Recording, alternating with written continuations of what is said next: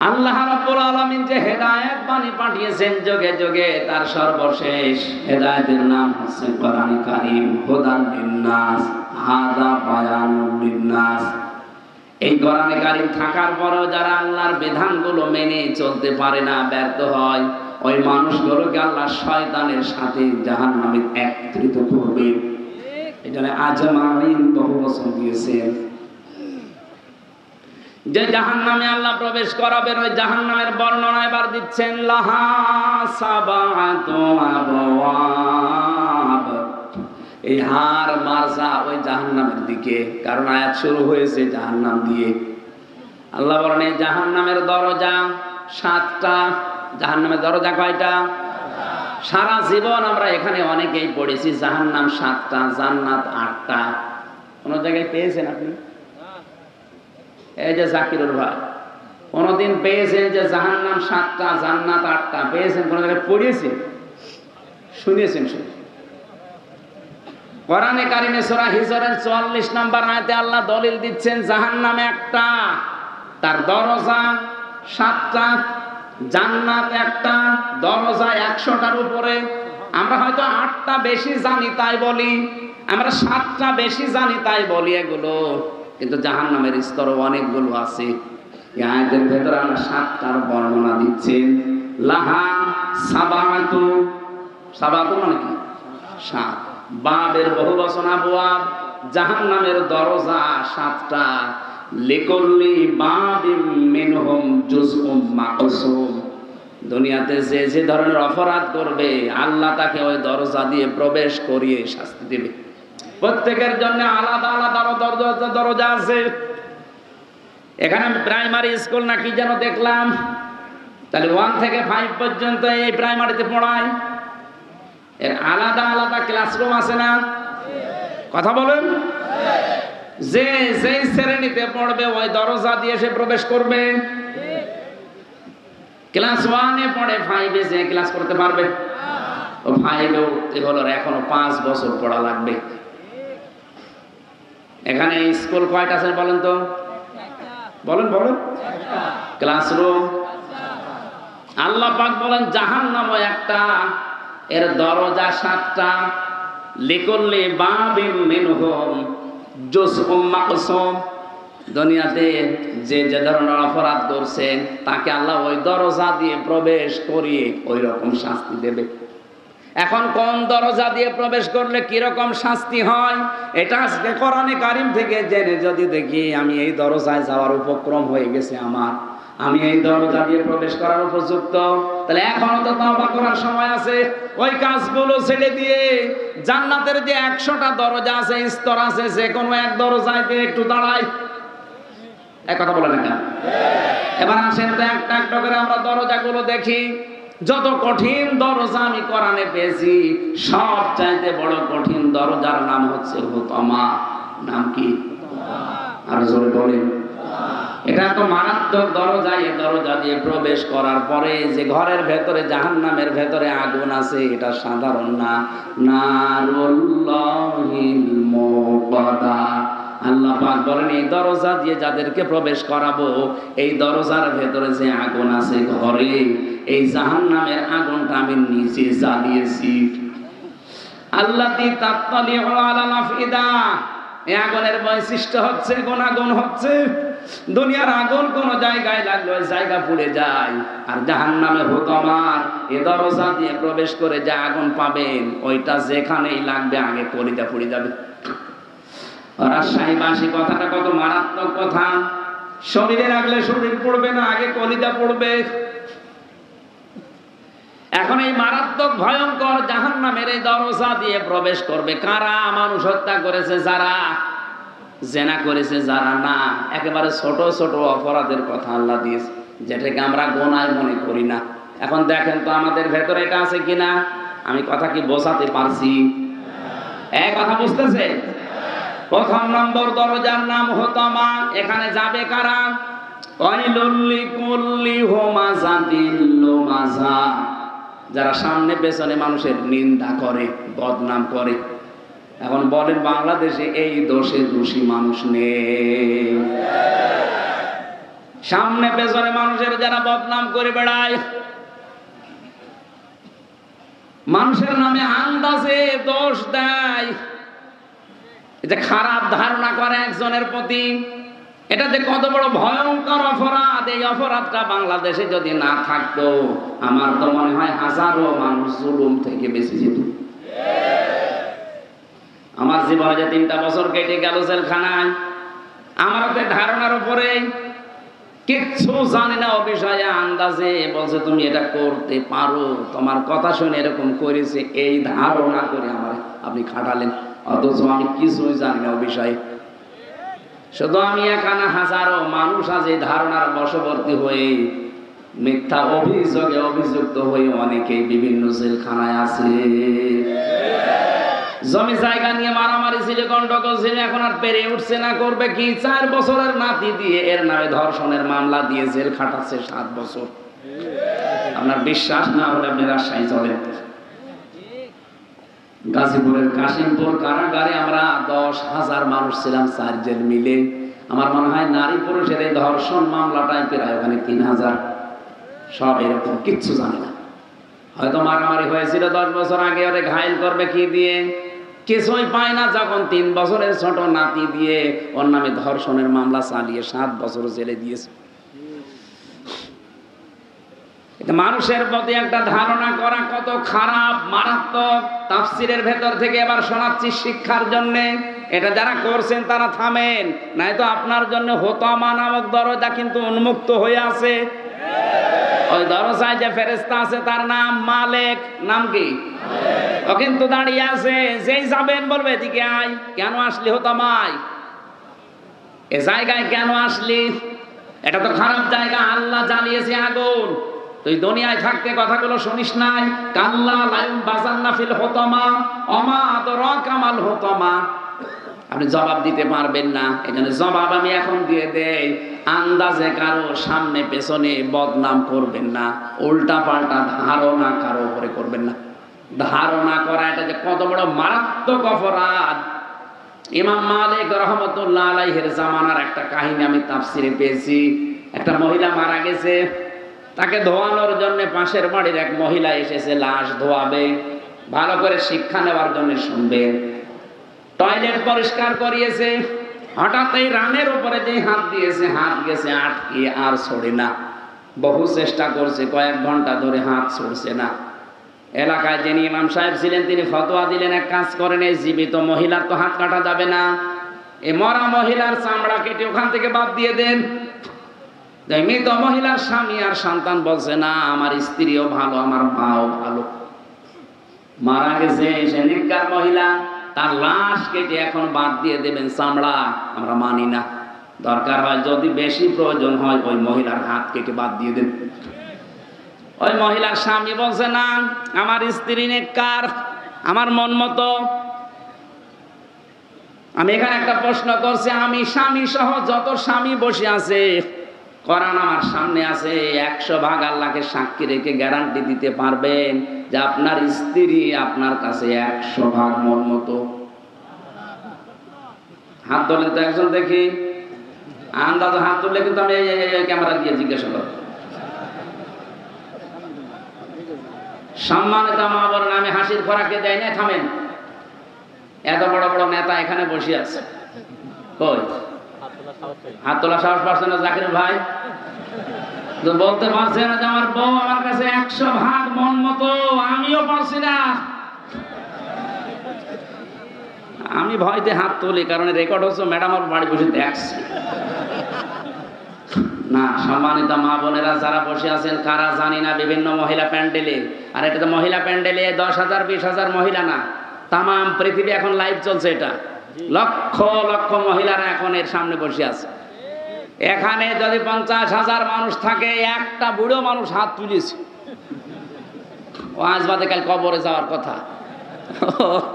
ও বললেই কি আর না বললেই কি, এতগুলো মানুষ আমরা কেউ যেই বলেছে আল্লাহর দিকে সাক্ষী রেখে বলেন, কেউ আর হাত তুলতে সাহস পাচ্ছে না। তার মানে জান্নাতে যাওয়া মহিলা এখন কম না বেশি?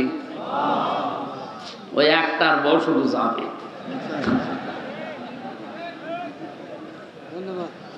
আলহামদুলিল্লাহ, যা বুড়ো মানুষ হলো ভালো। আপনার বর জন্য আমরা দোয়া করব। আপনি হাসতেছেন, বলেন তো একটা মানুষ বাদ দিয়ে কেউ সাহস পাইল না।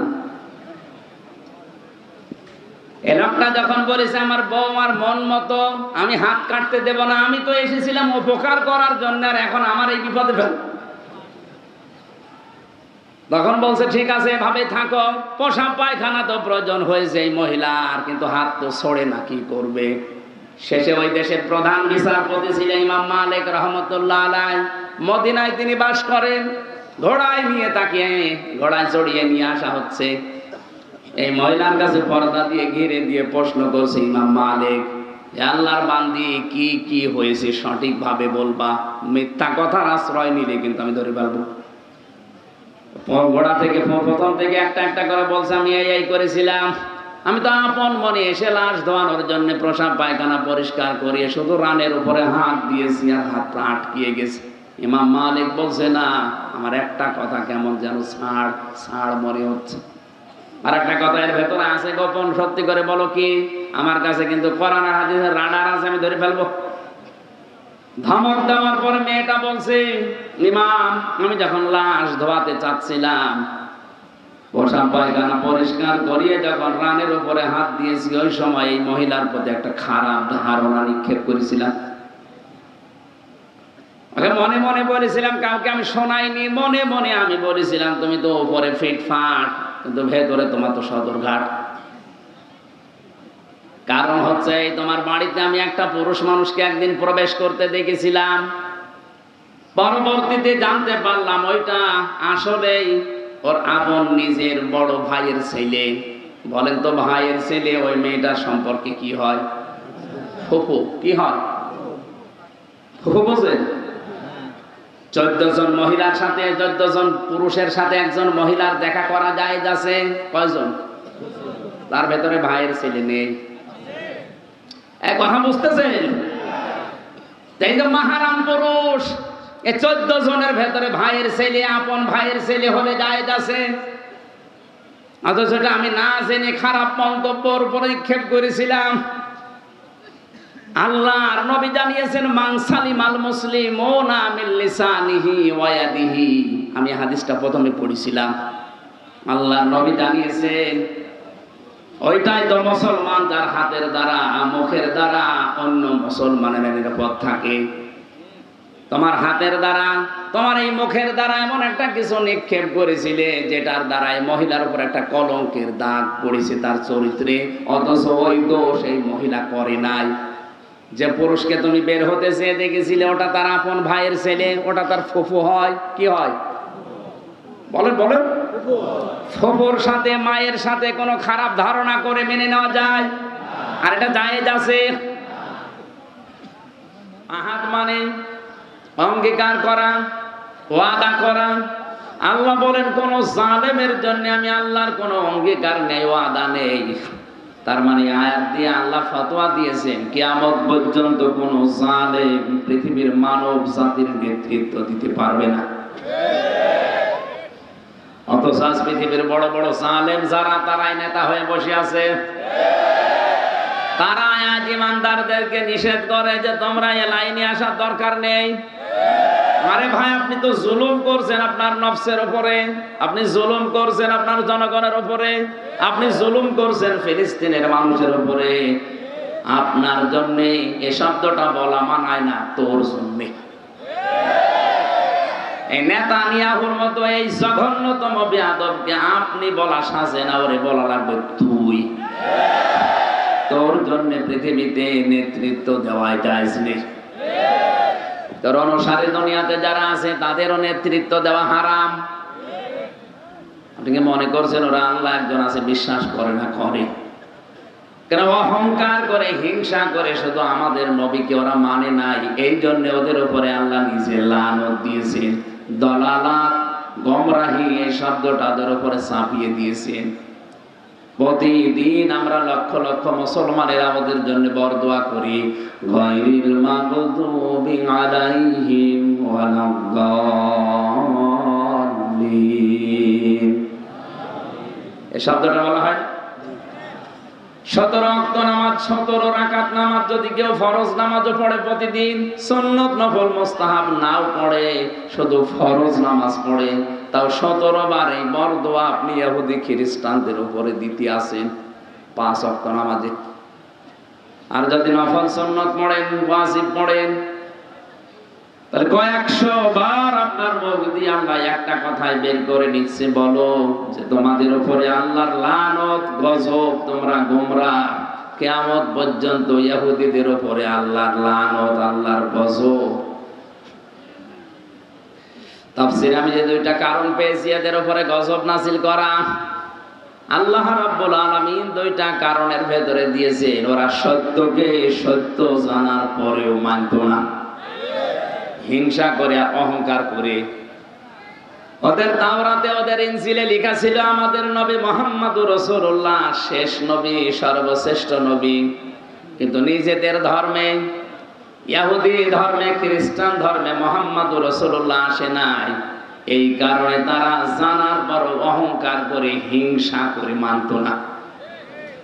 লেগে সত্যকে সত্য জানার পরে যদি কেউ হিংসা করে, অহংকার করে, না মানে, আল্লাহ পাক বলেন কিয়ামত পর্যন্ত তার উপরে আমার লানত, আমার বরদোয়া, আমার গজব। বলেন নাউজুবিল্লাহ। এই আয়াত পড়ার পরে মনে হচ্ছে এটা শুধু এখন আর ইহুদি খ্রিস্টানদের উপরে নেই, এটা আমাদের উপরে এখন চাপতেছে। কারণ এখানে হাজারো মুসলমান সত্যকে সত্য জানার পরও আজ অনেকে মানতে চায় না, হিংসা করে আর অহংকার করে। ও কিন্তু জানে যে কুষ্টিয়া থেকে আমির হামজা এসেছে, ওর বাবার কথা বলবে না, কথা বললে কোরআন দিয়েই বলবে, দলিল দিয়েই কথা বলে। এরপরও হিংসা করে মানে না, না এ তো আমার দলের মুরিদ না, এ তো আমার দলের লোক না। যে হিংসা করে, অহংকার করে মানে না, এগুলো এক প্রকার ইহুদি খ্রিস্টানদের মতো। রাজশাহী বিভাগে নেই।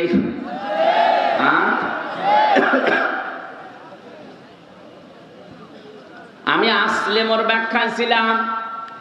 জাতির পিতা ইব্রাহিম আলাইহিস সালাম আসলিমও করেছিলেন যেভাবে, উম্মতি মুহাম্মদি আমরা যারা দাবি করছি যে তাওবা করি ভালো হয়ে যাব, আমরা যদি তার মতো আসলিমও করতে পারি। গাছের মাথায় বসে কোড়াল দিয়ে কাঠ কাটছিলেন। আল্লাহ পাক বলেন আসলিম ইয়া ইব্রাহিম, হে ইব্রাহিম আত্মসমর্পণ করো। গাছের মাথায় বসে প্রশ্ন করেছিলেন কিভাবে, বলেন ওখান থেকে খাতনা করো। ওই যে ইব্রাহিম নবীর স্বভাব সংক্রান্ত যে 10টা বিষয় বলেছিলাম, পরীক্ষা নিয়েছিলেন আল্লাহ, তার ভেতরে খাতনা করা একটা। এটা ইব্রাহিম নবীর সুন্নাহ। তাকে যে 10টা বিষয় তার শারীরিক পরীক্ষা আল্লাহ নিয়েছিলেন, তার ভেতরে এই খাতনা করা একটা। গাছের মাথায় বসে কোড়াল দিয়ে কাঠ বাদ দিয়ে খাতনা করে বললেন আসলামতু লিরাব্বিল আলামিন। আল্লাহ আমি আত্মসমর্পণ করলাম তোমার বিধানের সামনে, এখন আমার নিজের বলতে আর কোনো কথা নেই, তোমার কথাই আমার কথা। রাজশাহীবাসী এই শব্দটা আমি যত সহজে বললাম, আপনি নিজের বাস্তব জীবনে এত সহজে কি মিলানো সম্ভব? বলেন। সূরা তাওবাতে পড়েছি আইয়ুহাল্লাযীনা আমানু লা তাত্তাখিযু আবাকুম ওয়া আবনাকুম আউলিয়া ইন ইস্তাহাব্বুল কুফরা আলাল ঈমান ওয়া মান ইয়াতাওয়াল্লাহুম মিনকুম ফাউলাইকা হুমুজ যালিমুন। ওহে যারা বিশ্বাস করো আল্লাহ একজন আছে, কিয়ামত হবে, তারা শোনো, কখনো তোমাদের মা বাবা, তোমাদের সন্তানাদি, স্ত্রী পুত্র, এগুলোকে এরা যদি ঈমানের পরিবর্তে কুফরকে বেশি ভালোবাসে, তাদের সাথে সম্পর্ক রাখা যাবে না। শব্দটা কত কঠিন আপনি জানেন। বদরের ময়দানে পরীক্ষা দিয়েছিল সাহাবায়ে কেরাম এই আয়াতের। হযরত সিদ্দিক আকবর রাদিয়াল্লাহু তাআলা আনহুর সন্তান আব্দুল্লাহ যুদ্ধের পরে এসে বলছে, বাবা আমি কিন্তু জিহাদের ময়দানে বদরে তোমার পেয়েছিলাম, কিন্তু তুমি আমার বাবা এসে আমি কিছু বলি নাই। হযরত আবু বকর সিদ্দিক ওই সময় বলেছিলেন, সন্তান তুমি আমার যুদ্ধের ময়দানে পাবার পরও সুযোগ পেয়েও কিছু বলো নাই বাবা মনে করি।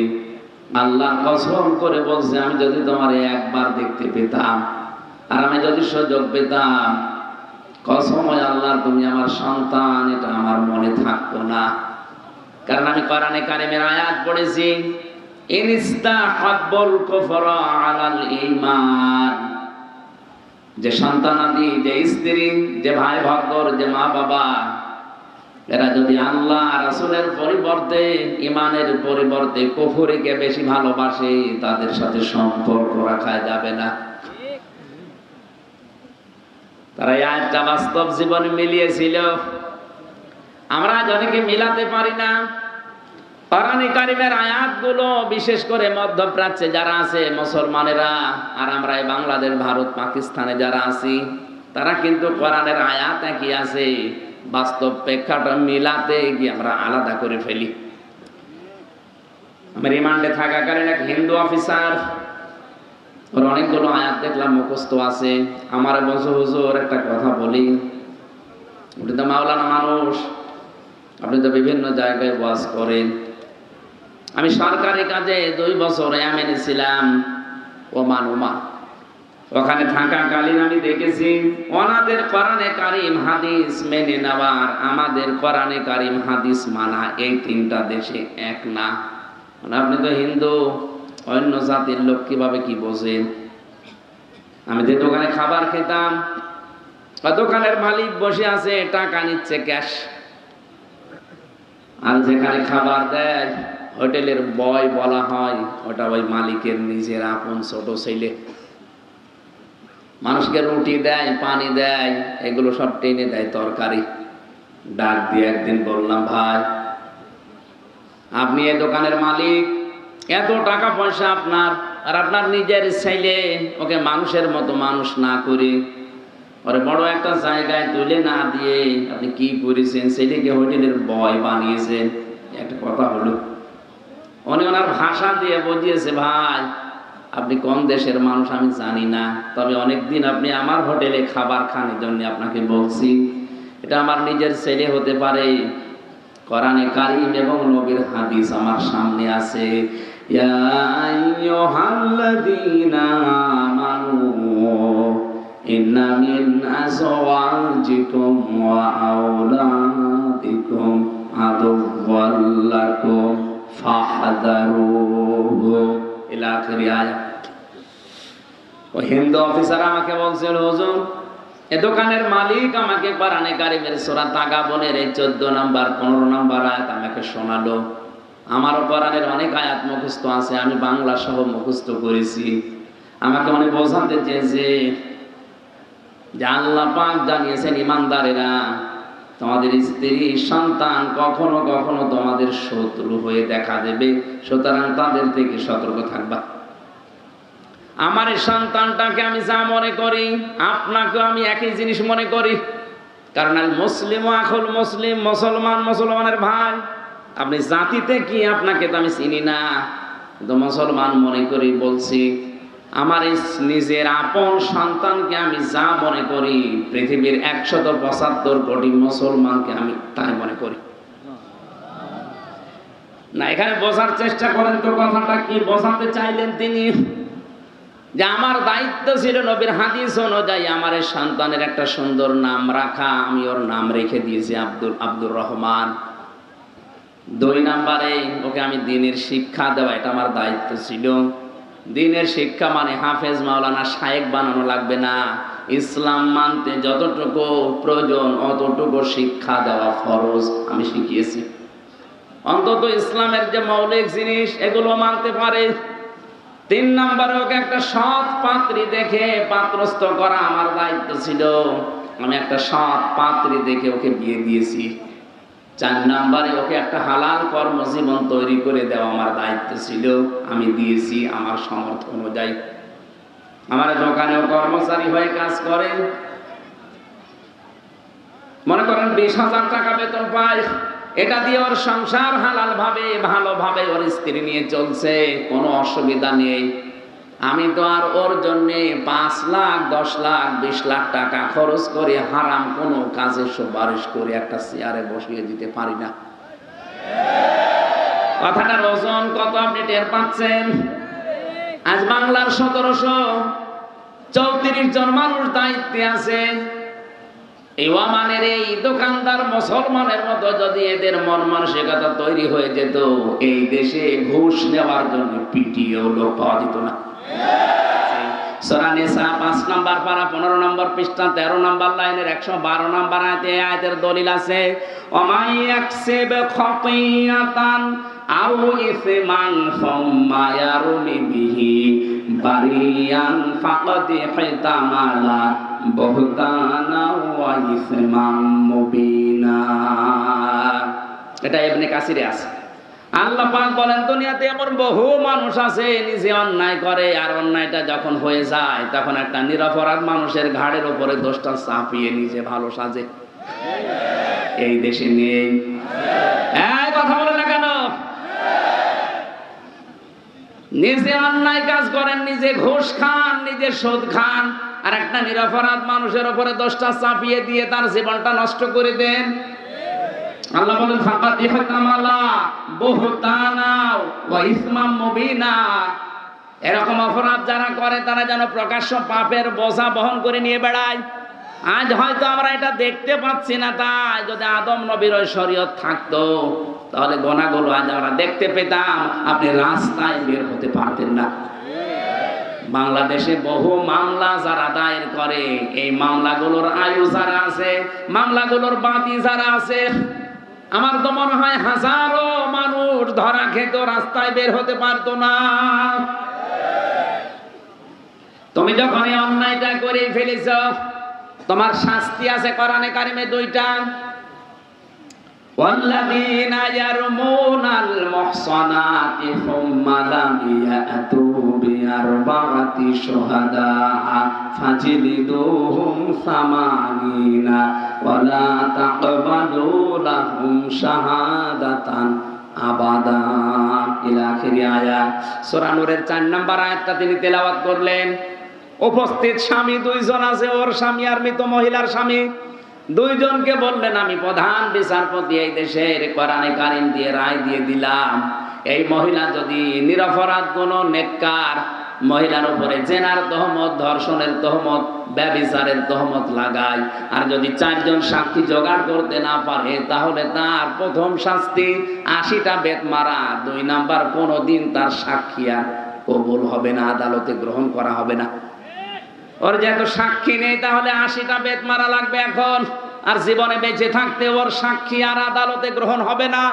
এই আয়াতটা যদি আজ বাংলাদেশের সংসদে 53 বছর আগে কায়েম থাকতো, এই কথা বলছেন, কত মানুষের সাক্ষী এমনি বাতিল হয়ে যেত। আমরা মামলার চার্জশিট দিয়েছে, বিচার শুরু হবে। বলেন তো, এই মামলায় কিছুই আমি জানি না, আনসার আর কি যেন নাম দিয়েছো, জীবনে ছাতা নামও শুনি নাই। এখন এই মামলায় যারা সাক্ষী দেবে, মামলার আয়ু যিনি আছেন, অবশ্যই সাক্ষী তো আছে, নাই তো রিপোর্ট দিল কি করি? এই সাক্ষী যারা দেবে, কোরআন আমার সামনে, আল্লাহর কসম, এই মামলায় যারা সাক্ষী দেবে, বলেন একটা কথা সত্য বলতে পারবে না, সব বানিয়ে মিথ্যা কথা বলা লাগবে। যারা কোনো নিরপরাধ মানুষের উপরে কোনো দোষ চাপিয়ে, ওটা যদি সত্যি সত্যি না হয়, প্রমাণ না হয়, তাহলে 2টা শাস্তি কোরআন তাদের দিয়েছে। 80টা বেত মারা লাগবে। 2 নম্বরে, জীবনে আদালতে তার কোনো সাক্ষী মরণ পর্যন্ত কবুল হবে না, গ্রহণ হবে না। জল্লাদকে ডাক দিয়ে বলে, শুরু করো। 80টা বেত মারা শুরু হয়ে গেছে, 79টা পার হয়ে গেছে, কিন্তু হাত খোলে না। জল্লাদ ডাক দিয়ে বলে, ইমাম, কোরআন দিয়ে তো রায় দিলেন, কিন্তু হাত তো খোলে না। ইমাম মালিক বললেন, না, ওয়া তাম্মাত কালিমাতু রাব্বিকা সিদকাও ওয়া আদলা লা মুবাদদিলা লিকালিমাতি। কোরআনে কারিমে আল্লাহ বলেন, আমার কালামে যা কথা আছে সব সত্য কথা, সব ইনসাফপূর্ণ কথা, আর কোনোদিন আমার কালামের কথা পরিবর্তন হবে না। যেহেতু আমি 80টা বেতের কথা জানিয়েছি, 80 80টা মারতে হবে, 79টা হয়েছে। আমি আল্লাহর কোরআনে 100% বিশ্বাস করি, বিচার আমি কোরআন দিয়ে করেছি, এটা সঠিক হয়েছে।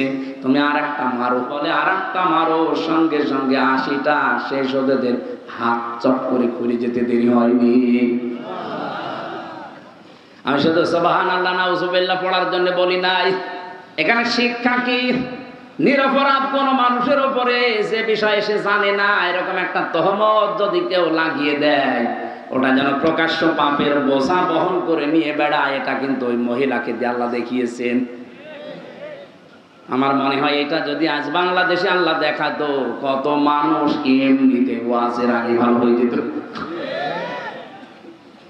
এই জন্য জাহান্নামে হতমারে দরজা উন্মুক্ত তাদের জন্য, যারা সামনে পেছনে মানুষের গীবত করে, আন্দাজে দোষ চাপিয়ে দেয়, এর কথা ওর কাছে লাগায়, তালাতালি করে সম্পর্ক নষ্ট করে দেয়। এই এতটুকু অপরাধের কারণে এই ভয়ঙ্কর দরজা দিয়ে আপনি যাবেন, আপনি কোনোদিন কল্পনা করেছেন? এখানে হাজার হাজার মানুষ, আমার মনে হয় অনেক মানুষ এমন পাওয়া যাবে দুনিয়ার কোনো বিষয় নিয়ে কথাবার্তা বন্ধ করে আজ 3 দিন 7 দিন 10 দিন 3 বছর কথা বলে না। কি অপরাধ করেছে? মুরগিতে ধান খেয়েছে, এই অপরাধ না। যারা 3 দিনের বেশি পার হয়ে গেছে কথাবার্তা বলেন না, যদি আজকের এই ময়দান থেকে এটা মিটিয়ে যেতে না পারেন, আর এই অবস্থায় যদি মরে যান, আপনি বেঈমান হয়ে মরবেন। এক্ষুনি মেটানো লাগবে। শুধু ওয়াজ শুনতে আসা না, এখান থেকে ওয়াজ বাড়ি নিয়ে যাওয়া লাগবে। কথাবার্তা বন্ধ করে দিয়েছেন 3 দিনের অধিক, এরকম কেউ থাকলে হাত তোলেন তো। কি কথা বন্ধ করেছেন কোন কারণে? না, আখিরাতের কোন বিষয় আল্লাহর সাথে রিলেটেড, ইসলামের সাথে, ওইটা হলে বাদ আলাদা। দুনিয়ার কোন বিষয়ের সাথে সম্পর্কিত কোন বিষয় নিয়ে যদি কথাবার্তা কেউ বন্ধ করে অবস্থায় মারা যান, আপনি কিন্তু 3 দিন পার হয়ে গেলে যদি মিটিয়ে ফেলতে না পারেন, আল্লাহর কসম আপনি বেঈমান হয়ে মরবেন, ঈমান পাবেন না। আপনার নামাজ, রোজা, দাড়ি, টুপি, পাগড়ি সব মাঠে মারা যাবে। আর এটা বেশিরভাগ হয় এই তালাতালি করার কারণে। সুতরাং এই গুনাহ থেকে আমরা যেন আজকেই মুক্ত হয়ে যেতে পারি। যারা এগুলো বন্ধ করে আছেন, যদি নিজের থেকে উদ্যোগ নিয়ে কথা আরম্ভ করতে পারেন, আল্লাহর আরশ আপনার উপরে খুশি হয়ে যাবে। এই আমলটা জারি করা যায় না? অন্তত যে 2 জন হাত তুললো, এরা তো পারে নাকি? ইলাহা ইল্লাল্লাহ, লা ইলাহা ইল্লাল্লাহু মুহাম্মাদুর রাসূলুল্লাহ। সম্মানিত ভাইরা, গরমে যে অবস্থা, আপনারা বসে আছেন, ধন্যবাদ আপনাদেরকে। এখন প্রায় রাত 12টা বেজে যাচ্ছে, তাহাজ্জুদের সময় হয়ে যাচ্ছে। আর 7টা যে বিষয় ছিল এর ভেতরে একটা বলতে গেলে ফজর হয়ে যাবে। আমরা যতটুকু শুনেছি, এই গুনাহ থেকে অন্তত আমরা যেন আজকেই নিজেকে মুক্ত রাখতে পারি। 2 নম্বর অপরাধ হচ্ছে আয়াতের পরে আল্লাযী জামাআ মালা ওয়া আদ্দাদা, যারা মাল সম্পদ জমা করে আর বারবার হিসাব করে, ইয়াহসাবু আন্না মালাহু আখলাদা, ও মনে করে চিরস্থায়ীভাবে আমার কাছে থাকবে। এই সমস্ত অপরাধী মানুষগুলো হোতামা নামক দরজা দিয়ে প্রবেশ করবে আল্লাহর চালানো আগুনের ভেতরে। আল্লাহ আমাদের হেফাজত করুন, আমিন। আমি পারিবারিক জীবনে দাম্পত্য কলহ এবং তার সমাধান নিয়ে জেলখানায় বসে 2টা বই লিখেছিলাম। বিশেষ করে এই যে এটা পুরুষের জন্য একটা, মহিলার জন্য একটা। পরিবারে কেন অশান্তি হয় এবং এটা মেটানোর 17টা পদ্ধতি আছে। এটা অ্যাপ্লাই করবেন আপনার মেয়েকে, আপনার বউকে, আপনার বোনকে, মাকে দিয়ে।